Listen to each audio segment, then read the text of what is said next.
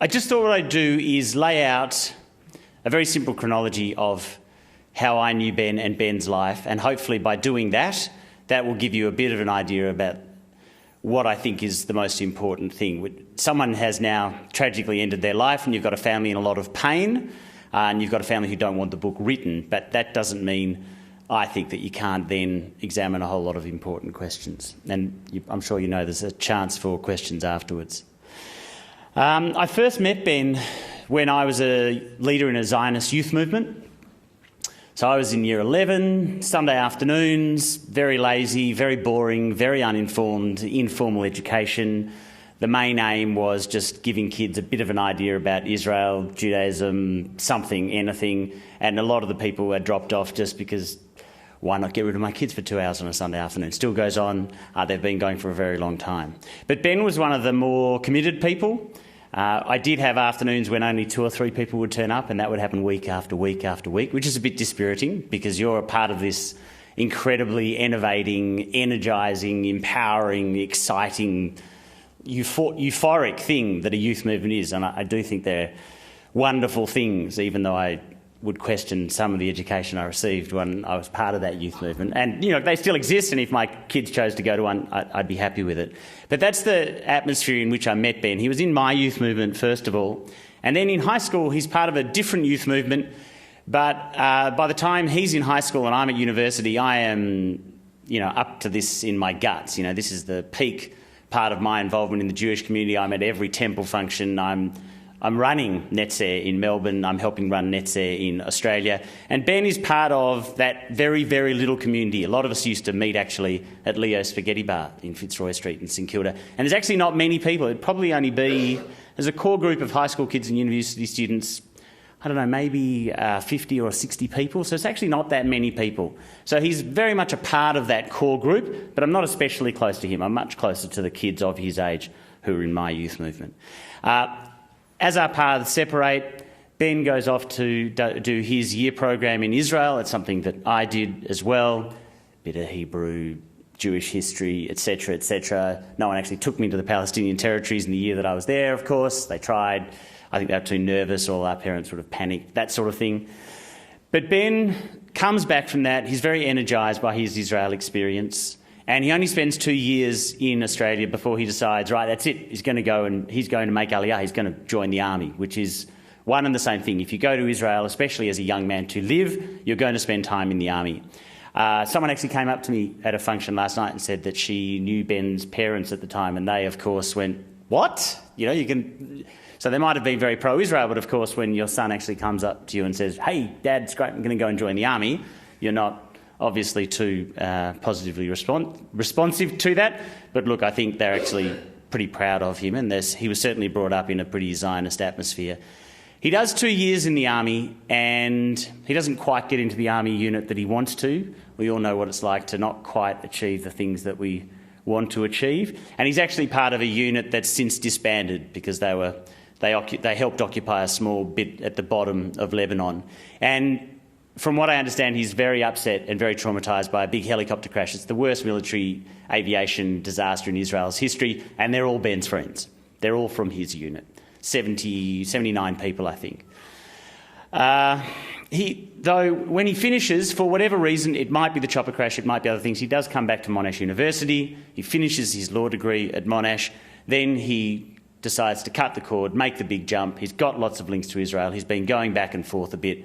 Decides to go there to work in their big establishment law firm. So if you want to work as a foreign lawyer in Israel, this is where you go. This is the establishment company set up by a former president, former minister. Like it's the duck's guts of law firms if you haven't actually studied law in Israel. And it's at the law firm that someone taps him on the shoulder and says, hey, listen, do you want to be involved in some interesting work? That's not at all unusual. And what you see a bit in Prisoner X is a lot of the people who I grew up with who went to live in Israel, once they've done that, once they've been on that year program, once they've been there for a few years, they get letters. I had people coming up to me last night who have since come back to Australia. Yep, I got the letter. I think the guy who got it was 1979. He went to live in Israel. Stay there for a few years. You're an English speaker. You've got a passport from another country. You're smart, motivated, committed. Of course, an intelligence agency is going to recruit you. I mean, you can see the ASIS our overseas spy agency advertises on bus stops now. So, you know, there's nothing suspicious or nefarious about that. I think it's, you know, if I was running a spy agency, Ben would be precisely the sort of person I'd recruit. I don't think there's anything suspicious about that. But he then becomes part of the Mossad machine, and it's clear that at some stage becoming part of the Mossad machine and the training, I don't know that he's 100% cut out for it. I found it a bit difficult actually to really get at his character, which was a bit odd for me. I felt that I had a bit of an understanding of him. He's clearly got some significant issues going on, and I think that leads him to be a little bit different with different people. But hey, aren't we all? You know, my wife would write a different review of me than perhaps one of my more devoted fans. So again, I don't know that that's such a... I don't know that that is, again, so unusual. And what I was trying to do really in the book is say, you know what? Ben's just one of many. I think this sort of thing happens to a lot of people. Of course, getting locked up in this way and mistreated in this way doesn't happen to a lot of people, but I don't at all think he's exceptional in his fate or his choice of career. Anyway, he becomes a part of Mossad. What he does is he goes to Italy and he is planted inside a communications firm in Milan with at least another Australian who's probably already there, who's also gone to live in Israel, joined the Mossad, and using his Australian passport. And the very first thing that Ben does actually before he goes to work in his first overseas posting for Mossad is he comes back to Melbourne, goes to the Italian consulate, gets his Australian passport stamped because he's going to go and work in Milan. And the use of that passport ends up being incredibly crucial.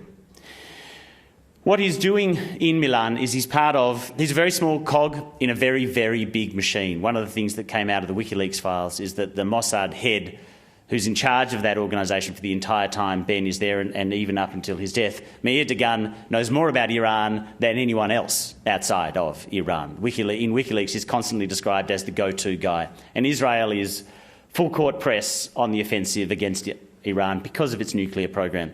If you're accessing Iran's satellite communications, obviously it's a great way to target things like military installations, nuclear facilities, all those sorts of things. And of course the Iranians know that.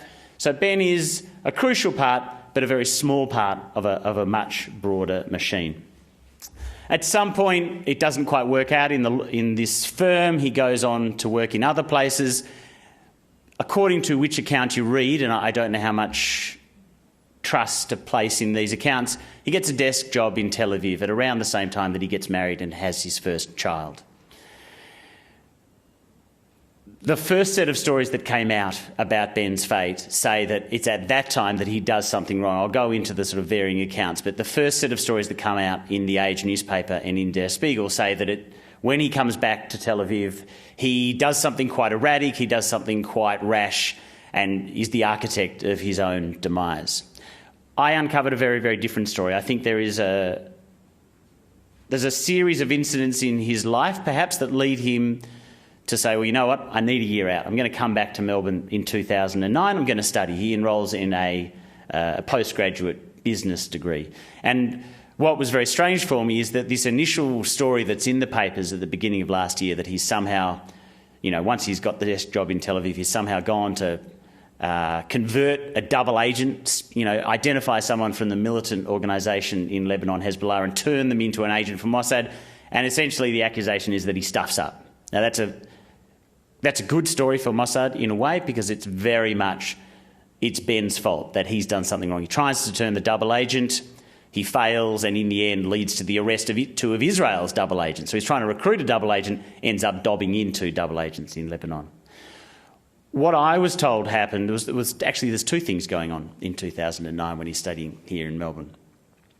The first thing is that Mossad are not very, very happy at all with the idea that Australian passports are used. Sorry, ASIO is not happy that Mossad are using Australian passports. We only know because of Ben's case, we only know because of events last year. There's previous agreements. Obviously, at some stage in the past, Australia has said to Israel, well, you can't keep using our passports. This is wrong. And there's actually some sort of agreement that Mossad won't do it, which, of course, Mossad can't keep that agreement, because if you're Israeli, you can't go to all of the countries that Mossad wants to target. So Australia, most of the time when our spies go overseas, they use fake Australian passports. Sometimes they use passports from other countries. I think that's probably quite rare, but that's because it's easy for us to do. So ASIO are actually following Ben on the streets of Melbourne, and they're listening to his phone calls. That's not something that anybody at ASIO, either informally or formally, would like to confirm to me, but that's my understanding. What's interesting is that one of the people who is following Ben around later leaks Ben's identity and two other identities to Jason Katsoukas, who's a great journalist from Fairfax. At the time, he's working in Jerusalem. I'll get on to that leaking in a moment, but just keep in mind he's being followed on the streets of Melbourne by ASIO, and one of the people who's following him leaks his details for a newspaper. That's a pretty extraordinary thing for an intelligence agency to do. It's not a crime. It's not, doesn't signify the forever rendering of relations between Australia and Israel. At the same time, exposing someone else's spy's identity, that's fairly serious. What's also going on in Ben's life at the time is he's tried to commit suicide. He's got issues around food. He doesn't eat much. They all go out to the gym in the mornings. They all have a big hearty meal, as men of his age might do after a gym session. Ben does not. He's quite skinny. I mean, he's a bit of a family thing as well. Will Zygier, if you've ever seen him with Deborah Conway, that's Ben's uncle. They're not big people, but still, Ben does not eat much. There's a lot going on. I don't know if that state of mind, if a previous suicide attempt, a bit of self-harm, leads him to do what I was told that he did. If you're unfortunate enough to have suicide or self-harm in your family, you know how impossible it is to plumb the depths of that, even in a simple situation. This is a very complicated situation.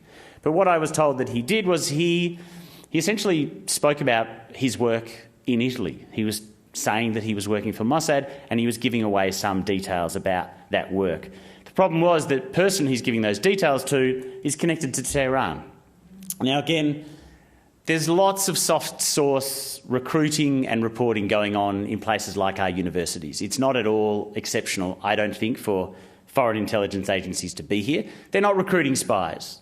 But in the same way that someone from our intelligence agencies might say to me, and this hasn't happened to me, but I do know this has happened to other people, they might say, listen, you're going to be going to, you're going to be covering the tsunami.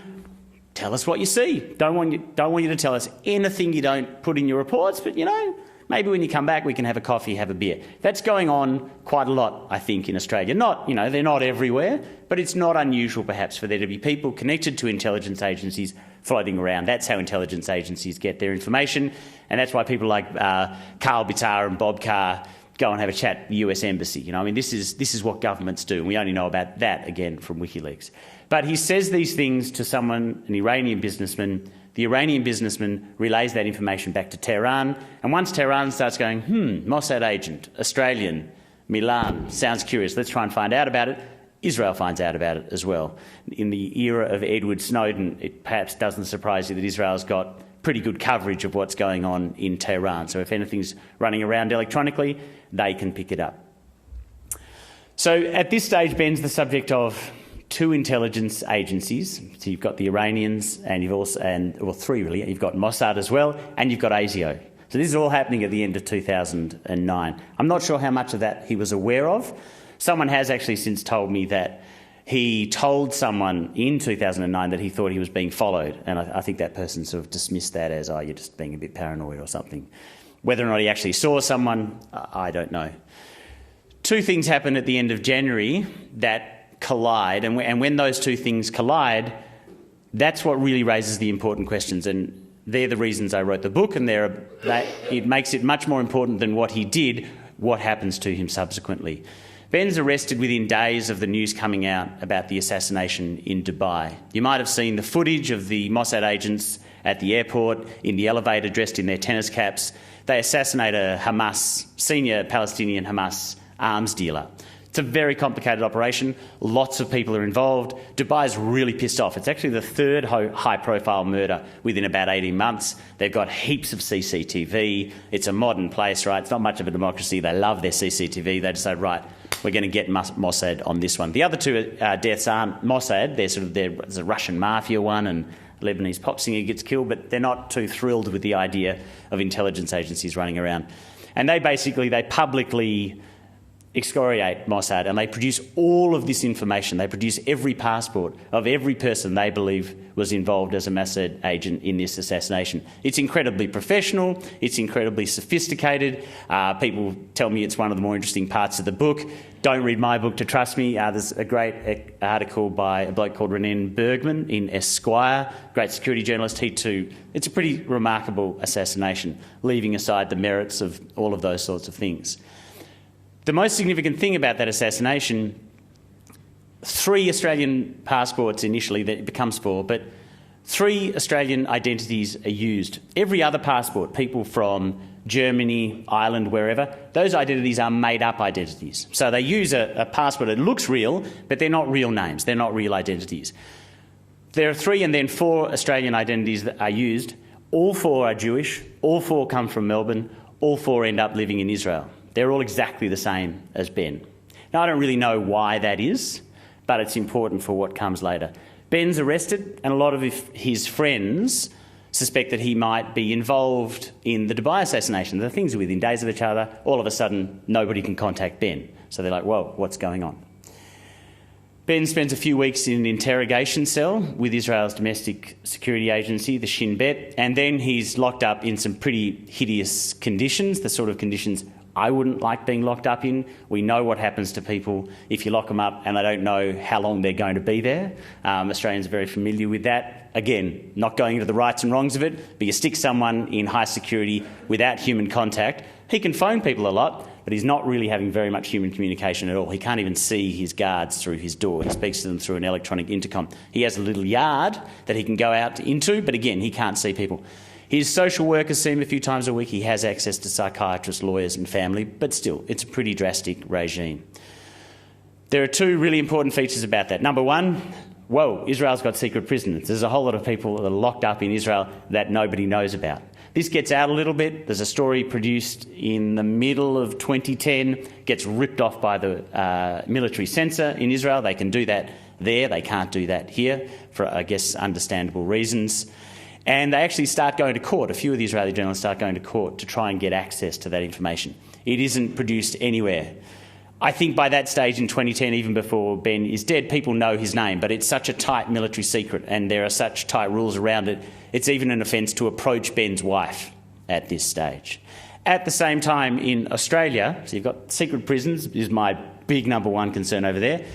Number 2 is what's going on inside the federal ALP government in 2010. Now, quite apart from the insanity of toppling Kevin Rudd and replacing him with Julia Gillard, there's a lot going on with their security, national security concerns as regards Israel. They're really angry with Israel. And you know they're angry because they're publicly talking about it. Stephen Smith's the foreign minister. He's admonishing Israel publicly. They send ASIO's spy chief to Israel, David Irvine, to get some answers, which is pretty pointless because it's as if Israel is going to suddenly fess up a whole lot of details. They're really angry. They kick the Mossad guy out of Canberra, yet magically, strangely, really oddly in my mind, not a single or only one government minister is told that the Australian who was misusing his passports, who was being tracked around by ASIO, only one government minister knows this.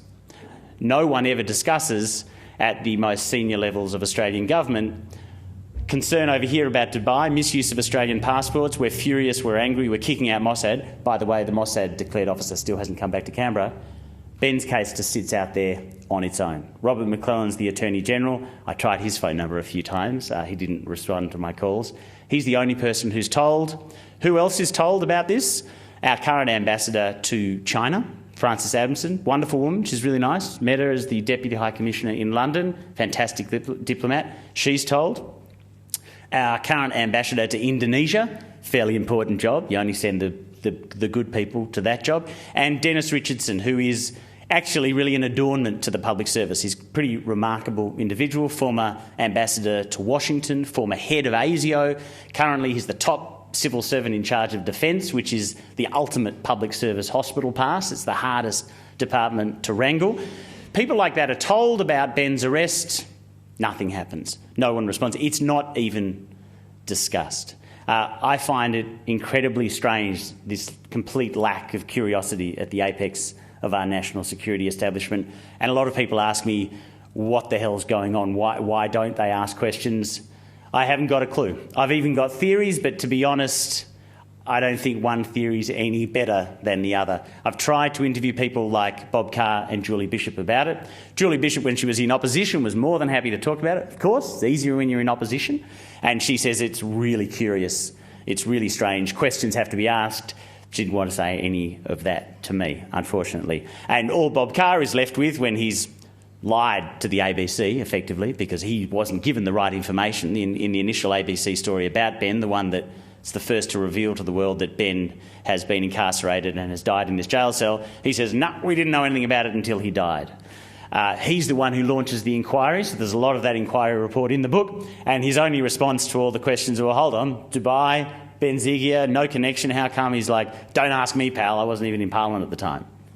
And that's it. He's the only he's the only politician who's ever answered any questions about this. Kevin Rudd, Julia Gillard, Stephen Smith, and I even sat next to Stephen Smith at an ABC function. But to be honest, actually, there's about 4 or 5 stories I could have asked Stephen Smith about, and I didn't, because he was Defence Minister at a time when I was doing things like revealing secret SAS squadrons. So, not his favourite person, but still, very polite man, very civil guy, couldn't really get much out of him. I think there are significant concerns that need to be raised about that, but to be honest, I don't think that's the most important revelation. The most important thing is that Trevor Borman and Vivian Altman, they're the foreign correspondent reporters who just revealed the fact that Israel has secret prisoners. There's another guy in a cell next to Ben. Those details are mistakenly leaked, actually, by the judge who's investigating Ben's death, and she's castigated later by the intelligence agencies. There's a number of these people. And I, of course, am for transparency. I'm a journalist, you know, that sort of natural tension between intelligence agencies and journalists. This is a very small example of something much bigger, and I'll leave you with one thought before we get on to questions. I don't know if you saw the story about Dianne Feinstein, who's the head of the US Senate Intelligence Committee. Now, she's a Democrat, but this woman is an intelligence agency hawk. She is captive. She is native to the intelligence agencies. She is a staunch defender of them. She is part of the establishment. So when people query perhaps why I'm questioning national security agencies and asking for more transparency, think about this woman who is at the complete centre of power with one of the best government surveillance agencies supposedly under her control. She's accusing the CIA of breaking into her computers in her office.